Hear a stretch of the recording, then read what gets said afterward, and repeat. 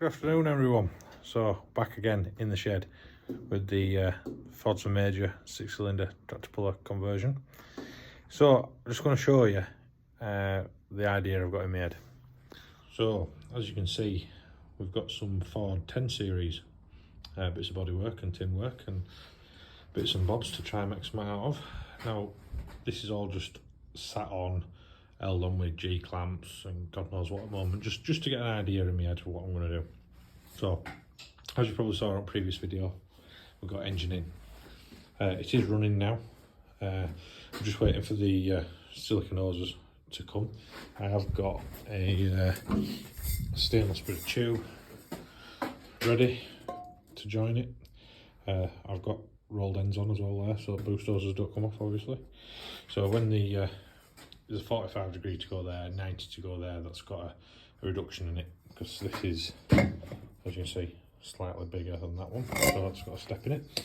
So waiting for them to come. Turbo's on, just tacked up at the moment for the exhaust elbow. 4-inch stainless. All oil lines are on, return lines are on. Just waiting for a clamp to come to go on there to make this adapter to go onto 4-bolt flange fit in there for the T4 turbo. So that's all done. Now this, as you probably see, is a Ford 4000 5000 dash surround. So what I've done is on the major tank, you'll know they've got this seam all the way around. So we've flattened that down, so this will go over the top. There's some modification to do for the steering column, because that's not obviously in the right place. Now it is having a suspension seat on it, which is obviously going to raise the driving position. This is going to have bigger wheels on, which again is going to raise the height of the wheels, raise the height of the wings, everything's going to get higher. So what I'm going to do is I'm going to make a spacer for the steering column to go up, to space the steering wheel up. That's roughly where that shroud's going to sit.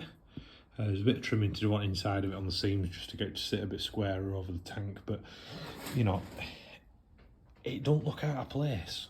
You know, when it's all the same colour and squared up with steerings through it and stuff, it don't look bad at all. You know, when you think what a 5000 tank looks like normally, you can see the tank underneath it, so I think it's going to lend itself pretty well. Now as for the bonnet, I've got these. I believe these are 7/6/10, but it's already been trimmed, so it doesn't have the chamfered edge on it. So luckily I have a chamfered edge end of a bit of bonnet, which is just the right length. So that's bolted onto the nose cone frame. That's probably going to stay like that, to be honest with you. Then I'm going to weld a lip on the inside of here, so then the bonnet section will still open and close down to this lip here with pins at the bottom, because obviously we've still got the bonnet shut area on the dash, so we're going to replicate that on that end, and then again some sort of fixings there. So I've got the hinge pieces, so we can make it hinge open. Obviously you can tell it's just balancing there at the moment, don't breathe on it. Fiberglass nose cone, that's going to get the hole blanked up. Brand new grill.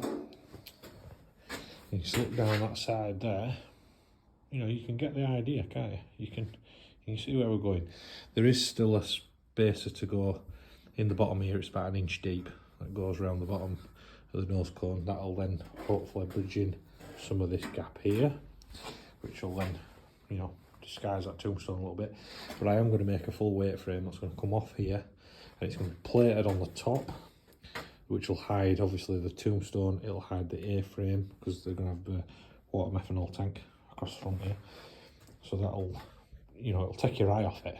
And then obviously it's going to have the 16-inch tin wheels on. I've got the hubs for it, so that'll take your eye off them ugly cast wheels. We've got the bigger back wheels and everything. I need to weld the centres in. I've got the centres are here, they're ready to go, 12mm thick. So they're to weld into the wheels. That's another job. Water methanol pump, water methanol tank, but we'll get rid of that thing because we're having a nice stainless one. So yeah, it's starting to come together. So if anybody's got any questions or any comments, feel free to put them in the comments section. Cleaned up back end a little bit because there's going to be a full plate bolted on there, which is going to house a continental style hitch, which I've got coming, which is off a John Deere 7810, I believe, which is going to modify to fit on there. Link arms. Now, I am going to use this tractor as a tractor as well as a tractor puller, so I have full intentions of keeping the lift arms. Now, what I'm going to do is I'm going to make the wheelie bars attached to the lower links. So we'll take the lower arms off when we're tractor pulling. The wheelie bars will attach there to lower links, and then off this plate that we're going on here, I've got two brand new top links which are going to fasten there and go down to the bottom part of the wheelie bar to hold that and stabilise it. And also, we've been on top links, will be adjustable. So when they come, when the hitch comes, I'll start messing about with that. Wings, they're to cut off fully. They were totally knackered anyway. But I've got some, I believe, Ford 5000 wings that fit on the safety cab. So what I'm planning on doing is making a roll bar frame that'll be bolted onto here and the wing mounts, which will come up double tube, one at the front, one at the back, and then the wings will be attached to the roll bar frame. The roll bar is going to be foldable because we've got a roof, so we're going to make it so it's foldable. Obviously, I'm very limited here for space. I'm just in a normal Grimston garage, making this with limited tools, limited space, all the rest of it. So, you know, you'll get to see what you can achieve. If you actually want to do it, you can achieve it without fancy workshops, without fancy equipment, all the rest of it. All I've got, trusty old pillar drill, a compressor, an old MIG welder. That's about it, really. I don't really have what else advanced. I've got a bandsaw down there. That's about that, as technical as we get. So we're going to keep on going. Like I say, it is a runner. Radiator's mounted in there. I've had to do some trimming of the that nose is actually off a 4610, I believe. I've had to trim it out so it fits over the radiator, because the radiator is normally further back. There's going to be electric fan in there as well. We're not having a manual fan, we're having an electric fan, so there's still plenty of room to get an electric fan in, which will be nice and toasty. Got to adapt some of these fittings for the water methanol spray. It's another job. Seat steering is all done. Nice tube. Chassis rails, I bought them on eBay. They were, I think they were 95 quid delivered for a pair of rails. Already right size, already drilled. Happy days, just put it straight on. So just try to make stuff as simple as possible. So if anybody else, like I say, wants any comments, please just put them on. You know, I'll be happy to take constructive criticism, or if anybody's got any ideas I haven't thought of, you know, put them on. Let's have a look. Don't forget to like, subscribe, ring that bell as well. Don't forget to do that, will you? Because if you don't, you won't get notifications of anything else that I'm doing as along. Oh, have a look at the steering. I'll show you the steering. Done. Now, this has always been a thing with these, is getting steering under the sump. So there you go. That is the centre section of there, which is, you know, plenty of clearance. Centre section of that is off an Austin, I believe it's a K4 truck. Cut it down here. These are the original extending yokes on the original tie bar. Took them out, welded them on. Nice little gusset either end. Happy days. It's all measured up and tracked up. I did measure the tracking on it before I welded it up, so tracking should be cock on. So yeah, so that's about as far as I've got so far. So far we're up to about 2.5 days work.